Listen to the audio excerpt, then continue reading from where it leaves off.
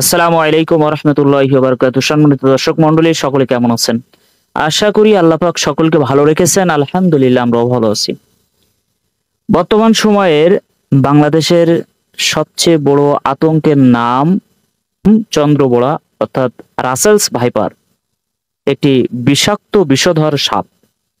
বাংলাদেশের 4টি বিষধর সাপের মধ্যে রাসেলস ভাইপার একটি। সম্মানিত দর্শক মণ্ডলী, রাসেলস ভাইপার মূলত ভারত, বাংলাদেশ, শ্রীলঙ্কা, নেপাল এই অঞ্চলগুলোতে বেশি দেখা যায়। তো রাসেলস ভাইপার আসলে বিষধর এবং বিষাক্ত, এটা ঠিক যে বাংলাদেশে 4টি সাপের মধ্যে যেমন গোকরা, কোবরা এরা যেমন বিষাক্ত, রাসেলস ভাইপারও তাদের মধ্যে অন্যতম একজন, মানে একটা সাপ। তো সম্প্রতি এই রাসেলস ভাইপারকে নিয়ে মানে মানুষ সচেতনতার থেকে হাইপারবোল করে ফেলছে, মানে অতিরঞ্জিত গুজব ছড়ানো, অতিরঞ্জিত এমন এমন কায়দায় হয়ে গেছে যে মানুষের মধ্যে সর্বত্র এমনি আতঙ্ক বিরাজ করছে, তার ভেতরে আরো মানুষকে আতঙ্কগ্রস্ত করে ফেলছে কিছু মানুষ, কিছু মিডিয়া, কিছু মাধ্যম। মানে একেবারে মানুষ এখন সর্বদা মনে করেন আতঙ্কগ্রস্ত, যদি কেউ নাও দেখে তাও মনে করছে যে হ্যাঁ, এই রাসেলস ভাইপার চলে এসে। এবং অনেকেই দেখাচ্ছে যে রাসেলস ভাইপারের, দেখেন রাসেলস ভাইপার ডিম পেড়েছে অনেকগুলো। আসলে না, রাসেলস ভাইপার এ কিন্তু ডিম পাড়ে না। এই সাপটা, অন্যান্য সাপরা যেমন ডিম ডিম পাড়ে, এরা কিন্তু ডিম দেয় না, এরা ডাইরেক্ট বাচ্চা দেয়। তবে এরা সর্বোচ্চ 80টা পর্যন্ত বাচ্চা দিতে পারে। এবং অনেকে বলছে যে রাসেলস ভাইপার নাকি মানুষ দেখলে আরো তেড়ে আসে আপনাকে আক্রমণ করার জন্য, কামড় দেওয়ার জন্য। এটাও ভুল, এটাও ভুল। কারণ রাসেলস ভাইপার হলো আপনার সাধারণত, এরা তো বসত বাড়িতে থাকার জিনিস না বা থাকার সাপ না। এদের স্থান ছিল আপনার নিচু জমি, ঘাসগাছালি, বন জঙ্গল, বন বাদাড় বা ঝোপঝাড়ে এরা থাকতে বেশি পছন্দ করে।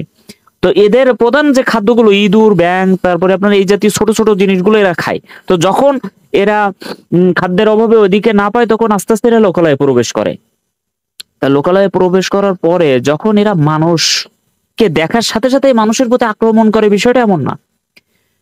যদি এদের উপরে কেউ চড়াই হয়ে যায়, মানে এক কথায় আর কি, যখন তার একেবারে শেষ সীমায় পৌঁছে যায়, দেয়ালে পিঠ থেকে যায় এমন একটি বিষয়, তখন এরা ডাইরেক্ট আক্রমণ না, এরা কয়েকবার মানে এস আকৃতির হয়ে, এই যে আপনার প্রেসার কুকারে যে শীষ বাজে না, তো এরা এরা শীষ দেওয়ার মতো একটা আওয়াজ করে, পরবর্তীতে এরা কামড় দেয়। তো এদেরকে যদি আপনি ডিস্টার্ব করেন, তাহলে এরা আপনার কামড় দেবে। এরা আপনাকে, মানুষ ওই দূরে দেখেছে আপনাকে তাড়াই নিয়ে কামড়াবে, বিষয়টা এমন না। আপনি বিষয়টা একটু নিয়ে গবেষণা করেন, একটু পড়েন, একটু জানেন, দেখবেন আপনার ব্রেন আপনার এই বিষয়টা ক্লিয়ার হয়ে যাবে যে আসলে রাসেলস ভাইপার আসলে অমনটা না। আমরা যেমনটা মানে অতিরঞ্জিত করে ফেলছি, বিষয়টা আসলে অমন না। এবং যদি আপনার চোখের সামনে দেখা পড়ে, আপনি সাথে সাথেই বিভিন্ন জায়গায় এখন হটলাইনের নাম্বার দেওয়া হচ্ছে, বিভিন্ন বন অধিদপ্তরের বিভিন্ন এই নিয়ে যারা কাজ করছেন তাদের নাম্বার দেওয়া হয়েছে, আপনি তাদেরকে কল দেন, অথবা যদি পারেন মারতে তা মারেন, সমস্যা নেই। কিন্তু যদি না পারেন তাহলে কল দেন। বা আতঙ্ক নিয়ে কাজ নেই, তবে সবসময় সতর্কতা এবং সাবধানতা অবলম্বন করা দরকার। আপনার আশপাশের বন জঙ্গলগুলো একটু, ঝোপঝাড়গুলো পরিষ্কার রাখেন, আপনার বাড়ির সাইড গুলো পরিষ্কার রাখেন, নিজেরা সেভাবে সেফলি চলাফেরা করেন। তো রাসেলস ভাইপার দীর্ঘ দিন যাবৎ বাংলাদেশে কিন্তু মানুষ দেখিনি, তো আবার দেখা গেছে। তা আমরা মনে করছি যে রাসেলস ভাইপারের কারণে অনেক মানুষ মারা যাচ্ছে, আর রাসেলস ভাইপার কামড় দিলেই মানুষ মারা যায়, এমন একটা ধারণা আমাদের ভেতরে জন্ম নিয়েছে। আসলে রাসেলস ভাইপার কামড়ানোর সাথে সাথেই, কামড় দেওয়ার সাথে সাথেই যদি আপনি চিকিৎসকের শরণাপন্ন হন, নিকটস্থ সরকারি হসপিটালে যান, কারণ প্রতিটা হসপিটালেই এই সাপের, স্নেকের অ্যান্টিভেনম ফ্রিতে দেওয়া হয়। সাথে সাথে যদি ট্রিটমেন্ট করা হয়, তাহলে রোগী অনেকাংশে ভাই সুস্থ হয়ে যাওয়ার সম্ভাবনা থাকে, মানে বেঁচে যায় আর কি। তো আপনারা যদি সাথে সাথে ট্রিটমেন্ট না নিয়ে বাঁচবে না, মরে যাবে বলে বাড়ি ফেলাই রাখেন, বা ওজার কাছে যান, সাপুড়িদের কাছে যান, বা হাত চালেন, মানে বিভিন্ন মাধ্যম করেন, যখন মৃত্যু পথযাত্রী হয়ে যাচ্ছে তখন নিয়ে যাচ্ছেন ডাক্তারের কাছে, তাহলে কি হবে?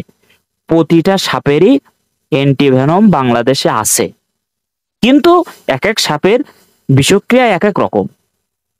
কিন্তু সকল সাপের একটি অ্যান্টিভেনম বাংলাদেশে আছে। তো সেটা দিলেও অধিকাংশ কাজ হচ্ছে, সাথে সাথে যদি ট্রিটমেন্ট করা হয় তাহলে কাজ হয়। এমন না যে এই সাপে কামড় দিলে মানুষ মরে গেছে।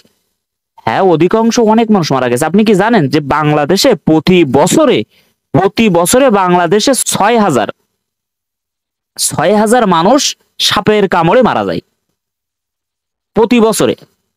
আমি তো জানতাম না, জানি, যদি জানি তাও হয়তো মনে নেই। প্রতি বছরে 6,000 মানুষ সাপে কামড়ে মারা যায়। তাহলে এই 6,000 মানুষের কি ওই রাসেলস ভাইপার কামড় দিয়েছে? না, বিভিন্ন কারণে বিভিন্ন সাপের কামড়ে মারা যায়। হয়তো তাদের গাফিলতি বা তাদের অসচেতনতায় এমনটা হচ্ছে। এজন্য আতঙ্ক নয়, সচেতনতাই যেন মুখ্য বিষয়, এবং সর্বোপরি আল্লাহর উপর ভরসা রাখতে হবে, তাওয়াক্কুল করতে হবে। এজন্য কে কি বললো, কে কি ভীত দেখালো, ভয় দেখালো, এসব নিয়ে মোটেও চিন্তা করবেন না।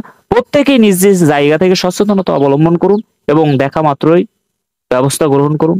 এবং যদি কারোর সাপে কামড় দেয় তাহলে সাথে সাথে চিকিৎসকের শরণাপন্ন নিকটস্থ সরকারি হসপিটালে যান। তা না হলে বাসায় পড়ে থেকে যে মরেই যখন যাবো তখন আর দেয় কি হবে, এমনটা না ভাই, এমনটা না। এজন্য সকলে সাবধানতা অবলম্বন করবেন এবং এই রাসেলস ভাইপার নিয়ে যে হাইপারবোল অতিরঞ্জিত কথাবার্তা আমরা ছড়াচ্ছি, গুজব ছড়াচ্ছি, এগুলো থেকে আমরা বেঁচে থাকি, এগুলো থেকে আমরা নিজেদেরকে বিরত রাখি। এমনিতে মানুষ ভয়ের ভিতরে, চিন্তার ভিতরে, আতঙ্কগ্রস্ত, তার ভিতরে আমরা যদি আরো বাড়িয়ে দিই তাহলে অবস্থাটা কেমন হবে বলেন। আসুক, আল্লাহ পাক সকলকে হেফাজত করুন, নিরাপত্তায় রাখুন, এই প্রত্যাশায় আজ এ পর্যন্তই। আল্লাহ হাফেজ।